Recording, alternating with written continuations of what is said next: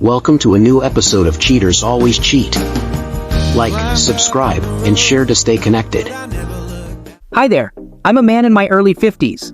It's amusing, you know, when I share my life story with people, I often get responses like, "Really? How did you pull that off?" It seems my journey is quite unique. I mean, I've yet to meet someone who's experienced what I have. In fact, some people find my story so unbelievable, they think I'm making it up. I understand, it's hard to comprehend something fully if you haven't experienced it firsthand.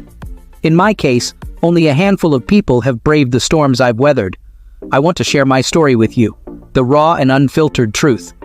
I hope you can put yourself in my place for a while and imagine what my life has been like. Let's start with a little background. So, I'm a physician working in a hospital. Honestly, I've always been kind of a brainiac. School was a breeze for me, always aced my tests. That led me to a pretty decent job and, well, marriage. Let me clarify that. I ended up tying the knot with my college sweetheart, Hannah. I never really had the guts to call it quits, so we just sort of ended up married. I won't sugarcoat it and say we were head over heels in love or anything. It wasn't that kind of marriage. It was more like a, yikes, you're pregnant. Guess we gotta get hitched kind of deal. I didn't want to leave her high and dry, especially once we found out about the baby. It could have completely ruined her life, and I didn't want that burden. So, we ended up tying the knot in a hasty ceremony. From the get-go, my parents weren't exactly her biggest supporters. They didn't think she was the right fit for me. They were aware of her less than stellar family background. She didn't have a high-flying job. She wasn't pulling in a hefty salary. She was just an average office worker with a modest income. There were instances when she'd leave our home in tears after a visit. I'd always defend my wife when my mom overstepped. We had our fair share of arguments over it. As the years passed, I grew older and my mom became more delicate. She lost the fiery spirit she once had. I guess my wife's voice became more assertive and louder over time. We had our first and only child, a girl we named Kendall. Before I knew it, she was off to middle school. I was working long hours at the hospital to keep us financially stable.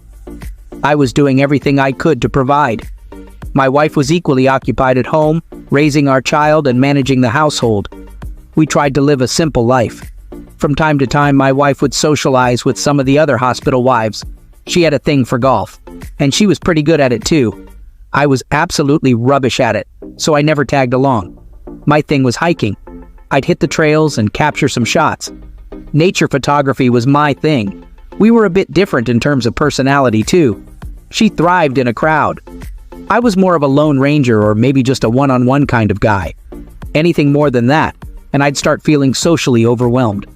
But that was about the extent of our differences. They never really sparked any friction between us. Even by average standards, we were pretty run-of-the-mill. We led simple lives and were satisfied with that. But as time rolled on, that satisfaction started to fade and a gap began to form between my wife and me. The crux of it all was my relationship with my wife's family. She hailed from a large family, a whole bunch of siblings. I didn't even know about it until after we got hitched. She was the eldest. She had 4 younger brothers and 5 younger sisters. They were a lot to handle. And now, technically, they were my lot to handle too. I won't tire you with the details of their issues. Honestly, there aren't enough hours in the day to delve into all the drama they whipped up. They were always short on cash growing up and even now. Somehow, they'd always rope my wife into their predicaments, and it fell on me to shell out the cash to resolve their problems. Being a physician, I was pulling in a decent paycheck. But that doesn't mean I could keep doling out cash to them. Sometimes, it wasn't even about the money. I just didn't have the bandwidth to clean up their messes. I was working round the clock. Even after my shift, there were conferences, meetings with colleagues. Barely a moment to myself to chill, let alone fret about them. Being a doc is as hectic as you'd think. All day, I'd dream about hitting home and crashing in my own bed. But that wasn't my reality. I wanted to come home to my lovely daughter's smile. I wanted to step into the kitchen and be hit by the aroma of my wife's amazing cooking. I wanted to kick back, loosen my tie, and have my wife knead the tension out of my shoulders. But none of that ever happened. Instead, the moment I'd hit home, I'd find my wife at the kitchen table, ready to drop the bomb that her brother's in hot water again. What are we going to do? That was my reality. The moment I'd hear the word brother from my wife's lips, I could feel a wave of icy pain wash over my head. If things ended with me just handing over some cash, I wouldn't be here chatting with you. It wasn't that simple. There are some problems that money just can't fix. This was one of them. As I said before, I was nothing more than a safety net they'd fall back on when they screwed up. That was pretty much the extent of our relationship. I never hung out with them or spent time with them beyond handing over cash. One day, I wasn't feeling too hot. My stomach had been acting up, so I decided to get it checked. After an endoscopy, I was told I had a stomach ulcer. These days, it's not uncommon to hear about folks getting diagnosed with all sorts of stomach issues like fatty liver or gastritis. A stomach ulcer can be a real pain, literally. It's something a lot of people have dealt with. The symptoms can be pretty rough, so it's crucial for the person dealing with it to get the support and care they need from their family, if possible. After the checkup, I headed back to an empty house.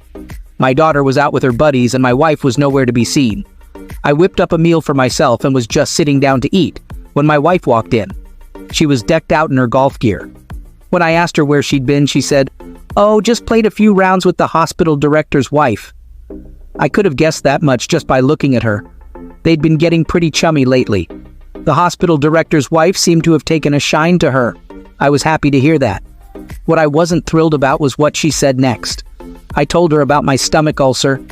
I mentioned that I'd probably need to get admitted to the hospital for treatment.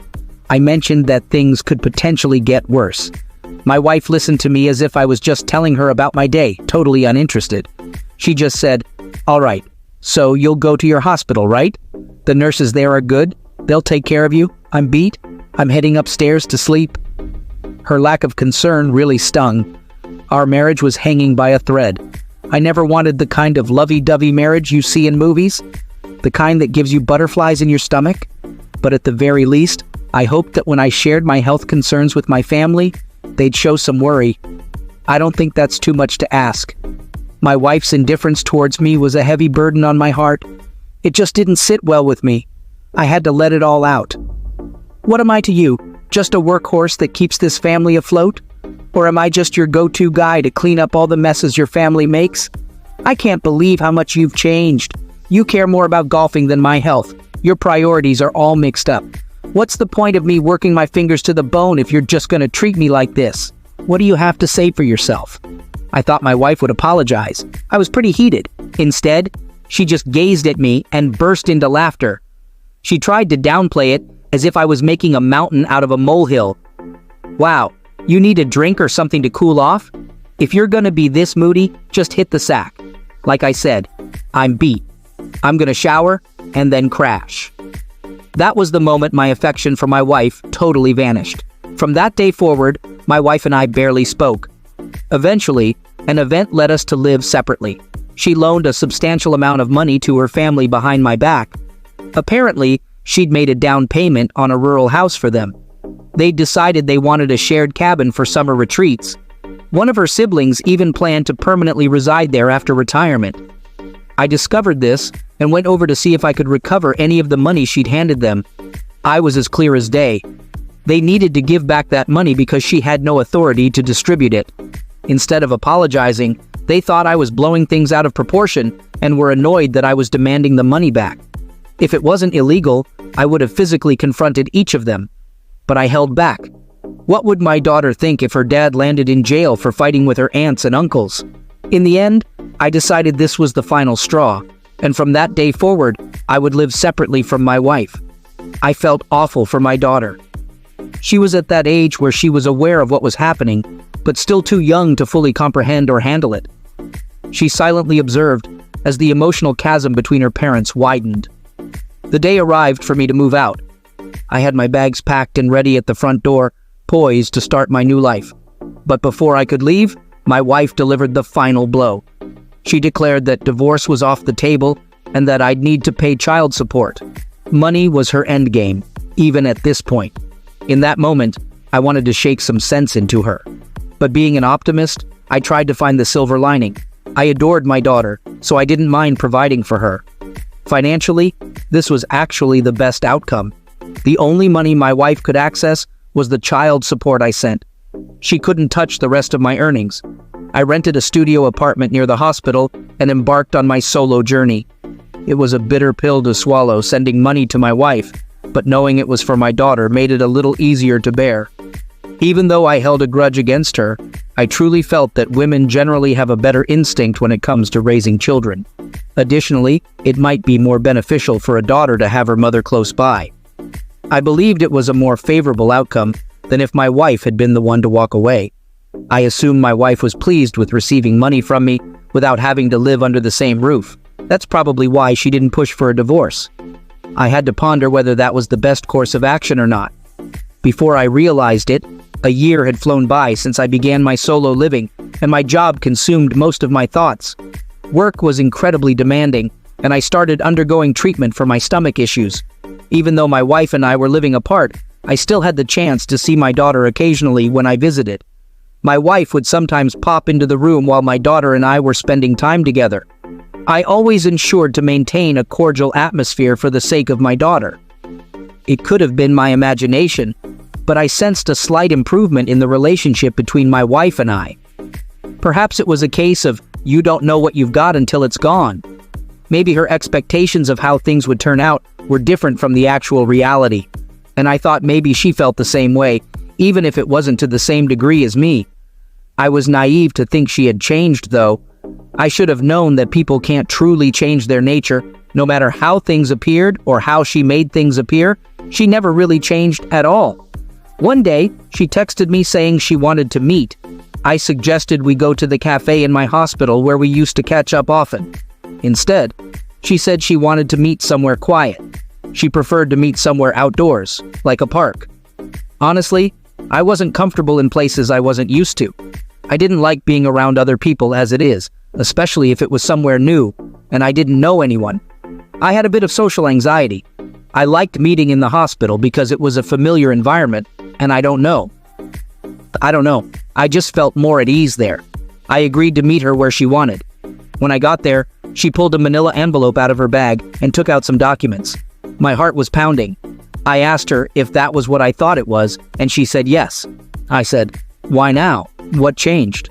Things have felt less stressful in the past year that we've been apart. I've come to understand the significance of family, and I thought you shared that sentiment. But you haven't felt any of that, have you? She just looked at the papers and said nothing. I pressed on. "Is there another guy in the picture?" She stayed mum. "Don't just sit there in silence. I deserve to know what's going on in your mind. If there's someone else, does Kendall know?" She finally broke her silence. "There's no one else. It's just that being with you has become too overwhelming." I was at a loss for words. I told her I needed time to process it all, and I did. Is this abrupt divorce really the solution? Is continuing to live separately the best course of action? My mind was a whirlwind of thoughts. If we go through with the divorce, what will become of our daughter? That was my primary concern. My parents had actually broached the subject of divorce some time ago. I was in my early 50s, but I had a stable job. Remarriage at this age wouldn't be out of the question. But to be honest, remarriage wasn't really on my radar. I didn't see it happening. Even if I did get divorced, I was fine with maintaining the status quo. I could still spend time with my daughter and my wife, but the stress my wife was experiencing from my constant presence wouldn't be a problem like before. I was well aware that my wife wasn't going to have a change of heart. I had no other option but to brace myself for the likelihood of a divorce. A couple of nights later, I found myself at a local pub with a close buddy of mine. He was well versed in the saga of my family life. I shared with him that a divorce seemed to be on the horizon. He voiced his support for the idea and urged me to get it done sooner rather than later. "Dragging it out will only complicate things," he advised. His words resonated with me. After our chat, I was leaning towards the decision to part ways with my wife. We splurged on a bottle of premium whiskey and spent the night at the bar until the bottle was nearly empty. I think most men would agree that a good drink and a trusted friend can help solve just about any problem. That night, we were like carefree youngsters again, laughing and enjoying ourselves immensely. The following morning, however, was a stark contrast. I woke up with a splitting headache, as if someone had taken an axe to my skull. I checked my phone to find a text from my friend. "Today marks the beginning of your new journey. You've got this. Leave the past behind." With a groan, I forced myself out of bed and headed to the hospital. That night, I recall getting a call for an emergency case that I had to handle. Normally, I wouldn't be assigned to such cases, but we were short-staffed at the time. The doctor who usually handles emergency admissions was off that night, so I was filling in. When an ambulance speeds up to the ER doors, you never really know what you're going to face. It was a pretty calm night. The hospital was patient-free, and there were no visits. As a doctor, that's a good sign. It means everyone is safe and healthy. Since it was a slow night, I decided to catch some shut-eye in a bed in the on-call room. I was awakened by an emergency call. It was for a patient involved in a car accident and was being transported by ambulance. The patient was a woman in her 40s. I skimmed through the patient's chart as I hurried down the stairs. The paramedics who arrived at the accident scene had given her initial treatment. According to them, she was stable but injured. Knowing her condition wasn't life-threatening eased my mind a bit. I headed to her bed. When I drew back the curtain and saw who was lying there, I almost fell to the ground. There she was, dressed in high-end clothes and adorned with pricey jewelry. It was my wife. There she was, wailing in agony right in front of me. What was she doing out at this hour dressed like that? Her legs had taken a serious hit from the crash. This was my first time seeing my wife in any of these clothes. Where and when did she acquire all these high-end items? I couldn't afford to focus on her attire. My top priority was evaluating her condition. Her clothes and bed were soaked in blood. I immediately ordered a sedative for her while I had the emergency responder fill me in on the accident details. It was confirmed that she was in a car collision with another vehicle and had suffered a significant leg injury. Next, I had to visually inspect my wife's injuries. This meant she either had to remove her pants or I'd have to cut them off. There was too much blood, causing her pants to stick to her leg, so I had no choice but to cut them. I knew she wouldn't be pleased since they seemed really pricey. I wanted to get my wife's approval before I damaged her clothes. As she was writhing in pain, she told me, "Don't dare touch my clothes with those scissors." A nurse with me recognized her. She asked, "Isn't that your wife?" I didn't bother answering a question to which she already knew the answer. I told her, "Listen, I need to evaluate your injuries. There's a lot of blood, which is obscuring the severity of your wound. Your pants are adhering to your leg. I must cut them off."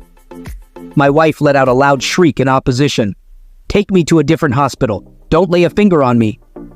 Despite the risk of fainting from blood loss, she still had the strength to yell like that. It was challenging for me to comprehend everything that was happening. I informed her, "If you don't get treated right away, you could suffer lasting damage. Technically, I don't need your consent to do this. I'm asking out of courtesy. Are your clothes more valuable than your life?" I think the pain finally got through to her. She nodded and weakly muttered, "Fine." I used the scissors to remove her pants and examine her wound.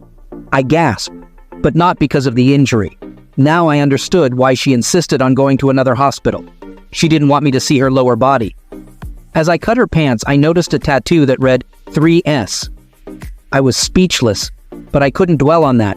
I had to attend to her. She was rushed into emergency surgery.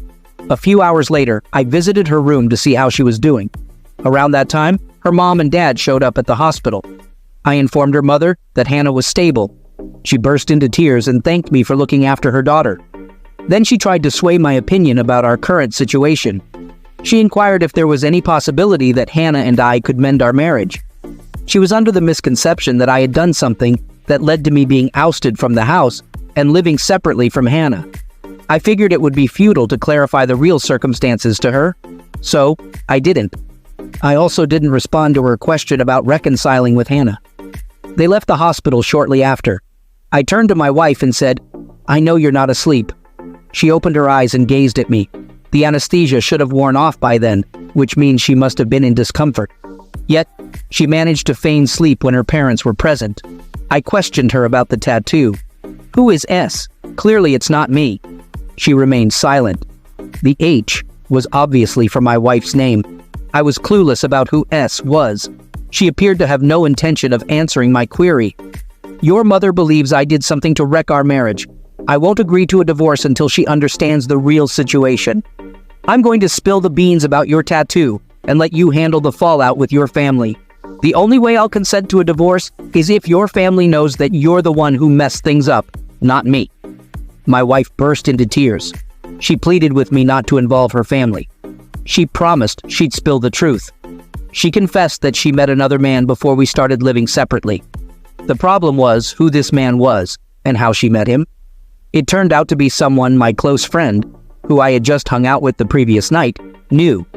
He was a successful entrepreneur that my friend was familiar with. Obviously, my friend would never have introduced them if he knew what would transpire. He didn't introduce her to his friend with the intention of sparking an affair. One evening, my wife happened to be at the same restaurant as them. When she approached to greet my friend, he introduced her to the other man. They didn't kick off the affair immediately. Initially, they were just friendly acquaintances. However, with each meeting, she found herself increasingly drawn to him.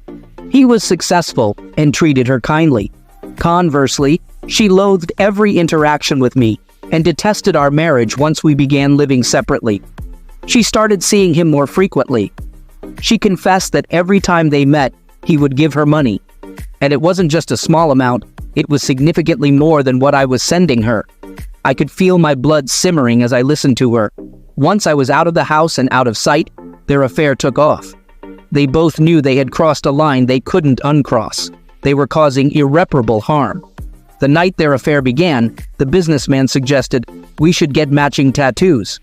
Initially, my wife resisted, but the businessman persisted, arguing, "You don't love me. If you do, prove it." He claimed that if she got a tattoo of his initial, it would push her to divorce me, and they could be together. Despite her reservations, she agreed. That night, they went to a tattoo shop and got identical tattoos. I was speechless after hearing her story. I just stared at the floor in silence. I had spent every moment of my life working tirelessly to support her and our family. I felt like I was aimlessly floating in the middle of the ocean. She then revealed the real cause of her accident. She was driving home after meeting him, texting while driving, and got hit after running a red light. Now, I knew the whole truth. Now, I had a valid reason to finally divorce her. Fortunately, I had the foresight to record our entire conversation. It was my only safeguard against her potentially twisting her story or pinning the blame on me for the divorce. I had to snap out of being her husband and resume my role as a doctor. I treated my wife as I would any other patient. She was discharged from the hospital the next day. I met up with my friend and confronted him about what my wife had revealed. I asked him if he was aware of the relationship between her and his friend. As soon as I asked, he began to shake. I knew right away from his reaction. He admitted he had suspicions they might be seeing each other after he introduced them. He insisted he never expected them to start an affair. He apologized over and over. When I questioned why he hadn't informed me sooner, he said he was concerned about how I would react. He admitted he suspected they were growing close and something might be happening. He thought the news would be too much for me to bear, so he chose to stay silent. I landed a punch right on his face. "What kind of friend does that? How could you keep this from me?" I yelled at him. His face was a mix of blood and tears. From the floor, he clung to my leg, pleading for my forgiveness.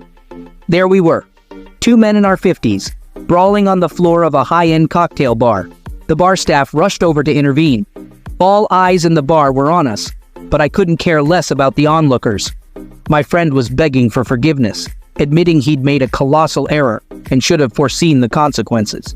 He accepted full responsibility in an attempt to make amends. He handed me the businessman's contact details. I was determined to confront him about his despicable act of seducing another man's wife. My heart pounded as I dialed the number. This is Hannah's husband. Am I speaking to the lowlife who's trying to force a divorce so he can swoop in and marry my wife? Better get a good lawyer, because I'm going to sue you for every penny you've got. He was taken aback and tried to claim I had the wrong number before hanging up. I recorded our brief exchange. What a spineless act. I expected him to at least have the guts to stay on the line and face the music. He sounded terrified. This was the man my wife intended to leave me for. Pathetic. A few moments later, I received a text. It was from him. "Don't contact me again. If you do, I'll report you to the police for harassment." He was avoiding the consequences of his actions. He was a homewrecker and a coward, trying to escape the reality of his deeds. What a weasel. His text was the last straw for me. I went directly to my wife's parents to expose the truth. They needed to understand the real character of their daughter. At the very least, I wanted them to know that I wasn't the cause of our impending divorce. I laid it all out for her mother. I'm not the one driving this divorce, she is. I won't be paying a single cent in the divorce settlement. She's already got the divorce papers drawn up. She showed them to me the other day. All I need to do is sign, and it's done. Please let Hannah know once she's recovered. I had said my piece. I waited for her response. I half expected her to explode with anger. She was livid, both at her daughter's actions and the lies about me being the cause of the divorce. Her father had a request, man to man. Please let this go just this once. I was ready for that. Let it go? I've been the one bailing your family out of trouble for years. I don't even want to think about all the money I've wasted cleaning up your messes. Not once did I receive a thank you for any of it. I can see right through you. You're terrified, aren't you? Your personal ATM is shutting down and you're out of luck the next time you inevitably land yourselves in a pickle. This is the end of the line. I'm finished. I've selflessly bailed you out time after time. Those days are gone. I want nothing more to do with any of you. I've been itching to say that for years. It felt like a massive burden lifted off my shoulders. The divorce followed shortly after, and I ended up with custody of Kendall. Given my financial stability and income, it made sense. Kendall was old enough to understand the situation. She had figured out her mother was having an affair long before I did. I was concerned about the impact this would have on her, given her impressionable age. Thankfully, she seems to be coping well. She's thriving at school and frequently hangs out with her friends. In fact, she even takes on the role of a mother in the house, occasionally cooking dinner for me when I get home late from the hospital. She's working hard at school and proving to me that she's a responsible kid. I couldn't be prouder of her. My ex-wife reaches out to me every now and then, aside from the times we have to see each other when she comes to pick up Kendall for the weekend. She's been hinting at wanting to spend more time with me. Naturally, I flatly declined. I think there was a moment post-divorce when she truly fell for me. It dawned on her. She had recklessly thrown away everything she had. I won't deny that there was a time when I loved her too. I toyed with the idea that maybe it wouldn't be so bad to meet her once and hear what she had to say. Just kidding. That was never on the cards. Even if she passed away, I wouldn't feel a thing. I couldn't care less about her words, her life, or anything related to her. I was clueless about her current life. And frankly, I didn't want to know.